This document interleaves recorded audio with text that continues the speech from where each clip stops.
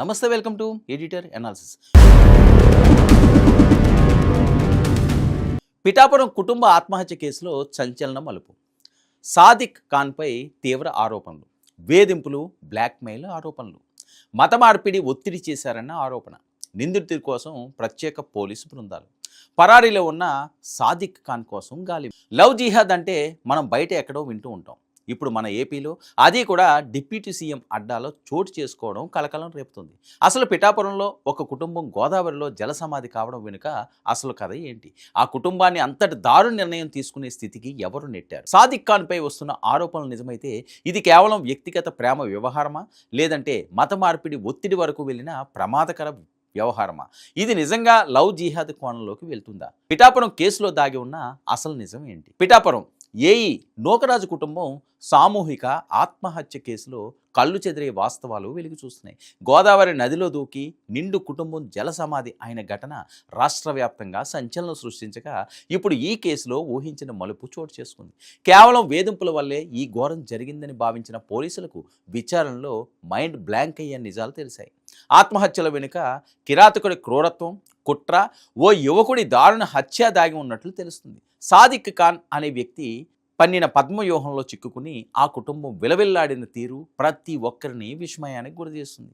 ఈ కేసులో పిఠాపురం ఏఈ నూకరాజు బియ్యంకుడు భాస్కర్ రెడ్డి పోలీసులకు ఇచ్చిన తాజా ఫిర్యాదు సంచలనంగా మారింది.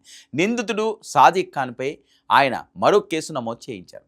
గత జూలై 2వ తేదీన తన కుమారుడు జగదీష్ రెడ్డిని సాదిక్ దారుణంగా హత్య చేశాడని భాస్కర్ రెడ్డి ఆ ఫిర్యాదులో స్పష్టంగా పేర్కొన్నారు. జగదీష్కు బలవంతంగా పాయిజన్ ఇంజెక్షన్ ఇచ్చి ప్రాణాలు తీశాడని ఆరోపించారు. మరి ఈ దారుణమైన హత్య వెనుక సాదిక్ ఖాన్తో పాటు మరో గుర్తు తెలియని వ్యక్తి పాత్ర కూడా ఉండి ఉంటుందని ఆయన తీవ్ర అనుమానాలు వ్యక్తం చేశారు.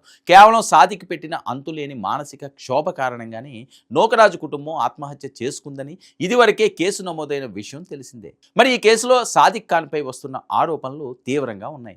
పోలీసులు సేకరిస్తున్న ఆధారాలు, నమోదైన కేసులు, సౌజన్య రాసినట్టు చెబుతున్న లేఖ, బాలుడు కార్తికేయ రెడ్డి చెప్పిన విషయాలు, ఇవన్నీ కలిపి అసలు నిజాన్ని బయటికి తీసుకురావాల్సి ఉంటుంది. కానీ ఈ కేసులో ఇప్పటికే వెలుగులోకి వచ్చిన అంశాలు మాత్రం సమాజాన్ని ఆలోచింపజేసేలా ఉన్నాయి.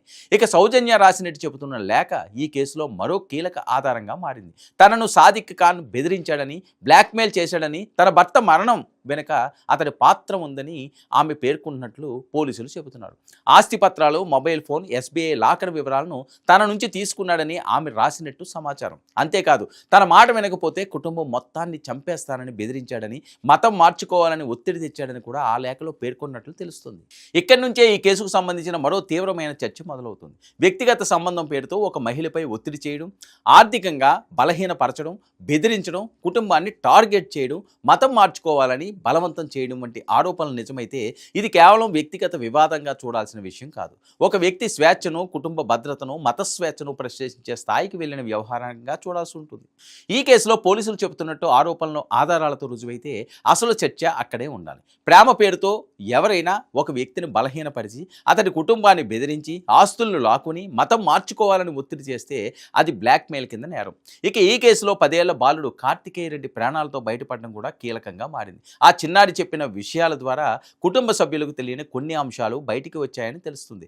ఆ బాలుడి వాంగ్మూలాన్ని పోలీసులు అత్యంత జాగ్రత్తగా పరిశీలించాల్సిన అవసరం కూడా ఉంది.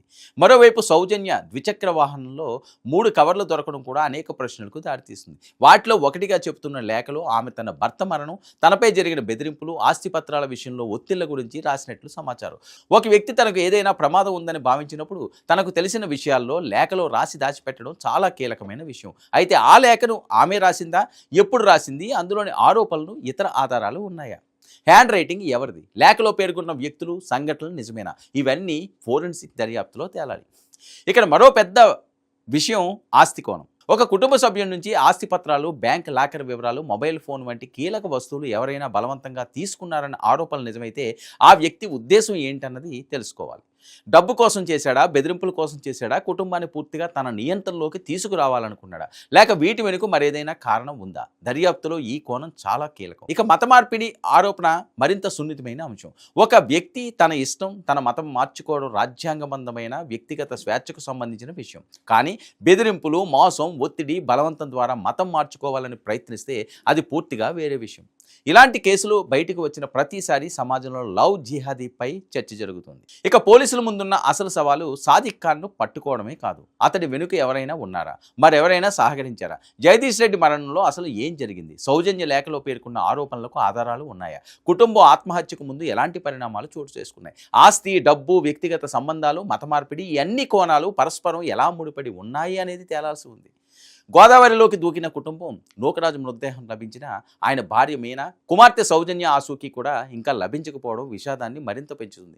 ఒకే కుటుంబం ఇలా నదిలో కలిసిపోయే స్థితికి వెళ్ళిందంటే వారి జీవితాల్లో చివరి రోజులు ఎలా గడిచాయన్నది తెలుసుకోవడం అత్యంత అవసరం. బాధితులను ఏ విధంగా బ్లాక్మెయిల్ చేశారు, ఎంతకాలం వేధించారు, ఎలాంటి బెదిరింపులు చేశారు, ఆస్తుల కోసం ఏం చేశారు, మత మార్పిడికి ఎందుకు ఒత్తిడి చేశారు? జగదీష్ రెడ్డి మరణంతో ఈ మొత్తం వ్యవహారానికి సంబంధం ఉందా అన్న ప్రతి ప్రశ్నకు ఆధారాలు, సమాధానం కావాలి.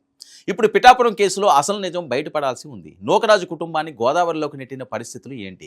జగదీష్ రెడ్డి మరణం వెనుక నిజంగా ఏం జరిగింది? సౌజన్య లేఖలో ఉన్న ఆరోపణలు ఎంతవరకు ఆధారాలు ఉన్నాయి? సాదిక్ ఖాన్ ఒక్కడే ఈ మొత్తం వ్యవహారం నడిపించాడా, లేక అతడి వెనుక ఇంకెవరైనా ఉన్నారా? మత మార్పిడి పేరుతో ఒత్తిడి చేశారన్న ఆరోపణ నిజమైతే దాని వెనుక ఉద్దేశం ఏంటి? ఆస్తి పత్రాలు, లాకర్ వివరాలు ఎందుకు తీసుకున్నారు? ఒక కుటుంబం చివరకు ప్రాణాలు తీసుకునే స్థితికి ఎందుకు చేరింది? ఈ ప్రశ్నలకు సమాధానం దొరికినప్పుడే పిఠాపురం కుటుంబ విషాదం వెనుక దాగి ఉన్న అసలు కథ పూర్తిగా బయటికి వస్తుంది. ఇప్పుడు డిప్యూటీ సీఎం పవన్ కళ్యాణ్ ఈ కేసు తాలూకా అసలు కథ తేల్చాలని పోలీసులను ఆదేశించినట్లు కూడా సమాచారం.